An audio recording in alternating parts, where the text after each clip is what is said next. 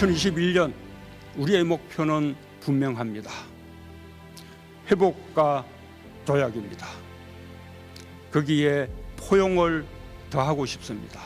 코로나로 더 깊어진 격차를 줄이는 포용적인 회복을 이루는 것이 무엇보다 중요합니다.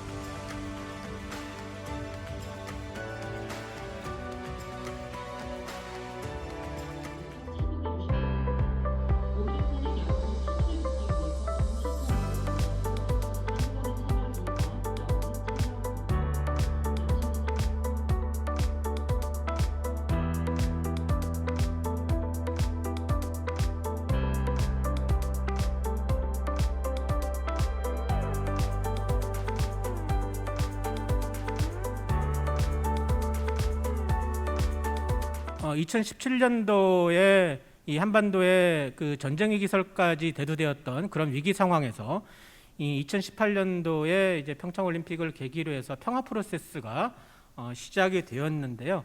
이것이 한국의 능동적 역할을 통해서 남북 관계 개선을 통해서 그것이 북미 간의 대화가 촉진이 되는 이런 과정을 밟았다라고 하는 것이 지금 우리 현재 상황에서도 우리가 매우 새겨봐야 할 매우 중요한 지점이라고 생각을 합니다. 그리고 또 한 가지 중요한 성과가 이제 군사 분야 합의입니다. 그러니까 사실상 이 남북 간의 운용적 측면에서의 군비 통제가 시작이 되는 이런 매우 중요한 의미를 가졌다라고 볼 수 있고요. 현재까지도 우리 한반도가 긴장 고조의 과정을 밟지 않고 평화가 유지가 되고 있는 매우 중요한 이 버팀목으로 작용을 하고 있다. 우선적으로는 대화를 재개를 하기 위해서는 8월 한미연합훈련 연기 또는 취소를 통해서 그런 돌파구를 한번 만들어 보자. 그리고 두 번째로는 이제 남북 합의 교류협력 사업에 대한 제재 면제를 좀 적극적으로 추진을 할 필요가 있다라고 하는 것이고요. 더불어서 대북 인도적 지원과 협력 이런 부분들도 관계 개선에 기여할 수 있는 중요한 부분들이다. 이렇게 좀 말씀을 드리고 싶습니다.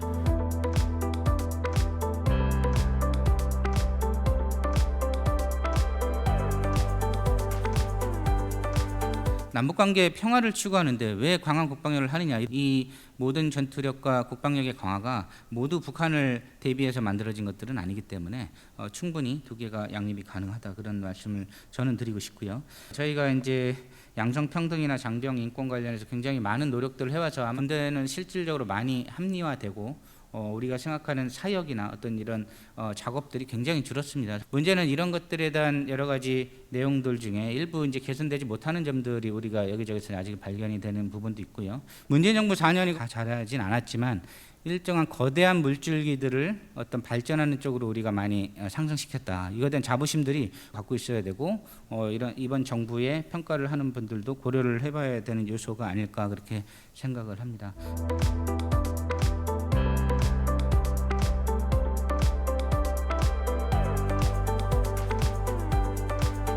공공의의 가장 핵심 부분, 또 외교에서 가장 중요한 부분들이 그리고 피스빌딩이라고 할 때 이 한반도 평화 프로세스도 그리고 이 같은 틀에서 논의되어야 될 것이고요. 또 이와 마찬가지로 남북 관계에 있어서도 과거의 그 남북 특수성에만 매몰될 것이 아니라 이제 보다 더 보편적 가치를 가지고 이 접근하는 방식이 필요하다, 이런 논의들이 일어나고 있습니다.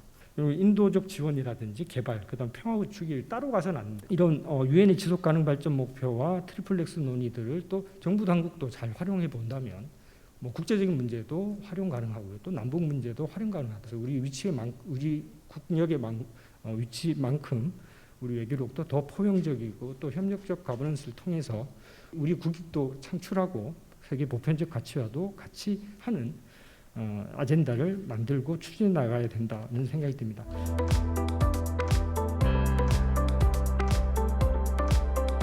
먼저 이제 논의를 진행하기에 앞서서 대국민 의견 수렴 이벤트를 통해서 모아진 그 내용이 일부 있습니다. 포스트 코로나 시대를 대비해서 새로운 대북 정책을 어떻게 가져가면 좋겠는가. 지금 문재인 정부가 주로 이제 한반도 평화 프로세스라는 관점에서 평화 문제를 많이 얘기하고 있는데, 통일 정책이 무언가, 이제 앞으로 남은 임기 동안에 예상되는 문제와 또 이후 그 새 정부에게 넘겨줘야 될 과제, 이것을 염두에 두시고 토론을 좀 준비해 주시면 좋겠습니다.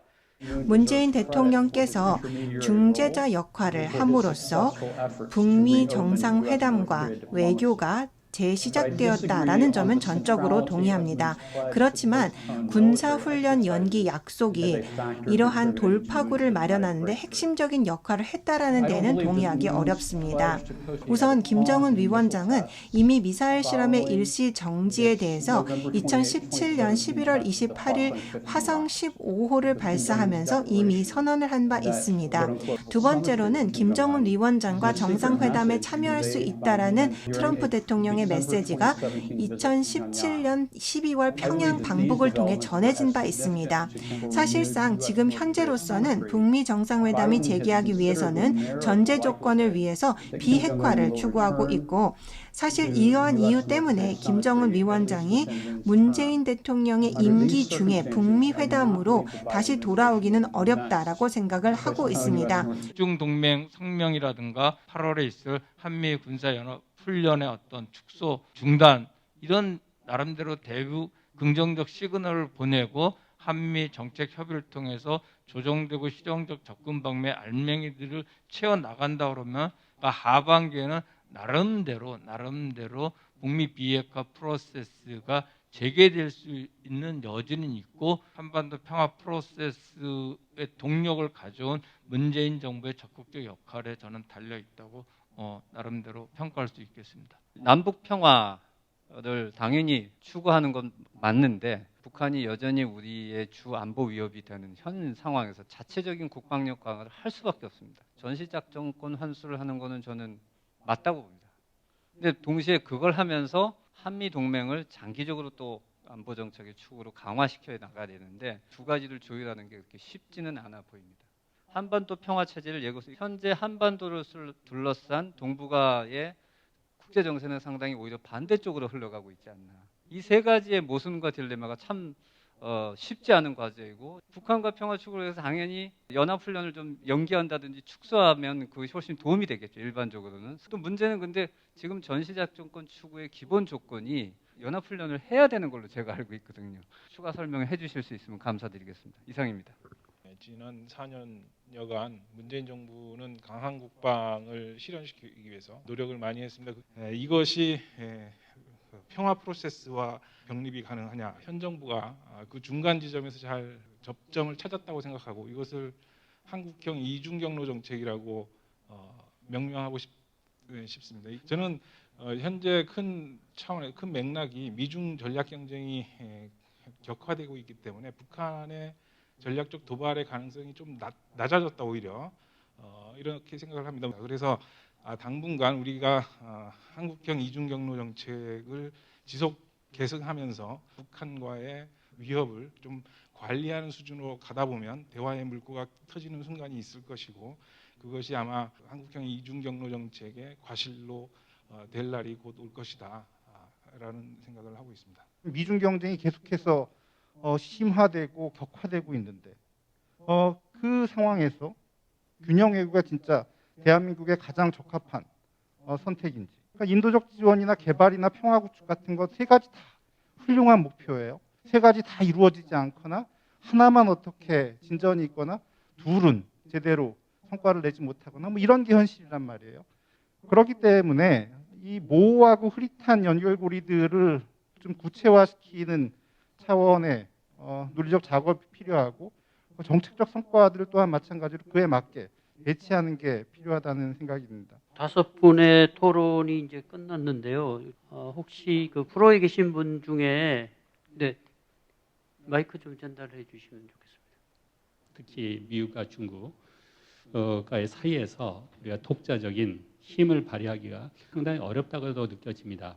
그런 상황에서 한국이 그야말로 그 종속 변수가 아니고 독립 변수로서 국방 전략을 결정하려면 어떻게 할 것인가. 그 강한 국방력이라고 하는 것은 하드웨어적인 그런 시스템 못지않게 정신 전력이 굉장히 중요하다고 생각을 합니다. 이런 문제를 어떻게 보시는지 김영준 교수님의 고견 말씀을 듣고 싶습니다. 그러면 김상기 박사님부터 토론해 주십시오. 그 당시 한미연합훈련을 연기하지 않았다면 북한이 과연 평창올림픽에 참가를 했겠는가. 2018년도 한반도 평화 프로세스가 시작이 되는 데 있어서 한미연합훈련 연기는 상당히 중요한 계기였다 말씀드리고 싶고요. 이 미중 경쟁 심화로 인해서 미국의 중국에 대한 군사적 압박이 강화될 수 있는데요. 미국의 북한에 대한 압박과 잘 구분되지 않는 현상이 앞으로 계속 벌어질 수 있다. 이 부분을 우리가 잘 유의해야 될 필요가 있다라고 생각을 합니다. 전작권 전환을 위한 연합훈련이 중요한 것보다는 이번 한미 정상회담에서 보여줬던 우리와 미국 간의 소통 채널 강화, 공공외교 성격이 될 수도 있죠. 논의를 하면서 전작권 토론 같은 것도 공개적으로 이제 해야 됩니다. 옛날식 정원교육보다는 지금 우리가 국가를 지키는데 얼마나 많은 자부심을 갖고 세계 최고의 우등하는 국방력의 국가다. 중국이나 러시아도 잠재적인 적국이 될 수 있다. 이런 부분들 같이 공유하는 식 선도가 필요한 것 같아요. 우리가 민주주의 국가이다 보니까 국민 합의, 또 젊은 세대로 갈수록 이 남북 문제 둔감해지고 있고 이런 것들을 우리가 논의를 확대할 수 있고 또 협의를 만들 수 있는 여러 가지 아젠다 발굴과 상호 대화가 필요한 시점이다. 저는 그런 얘기를 하고 싶고요.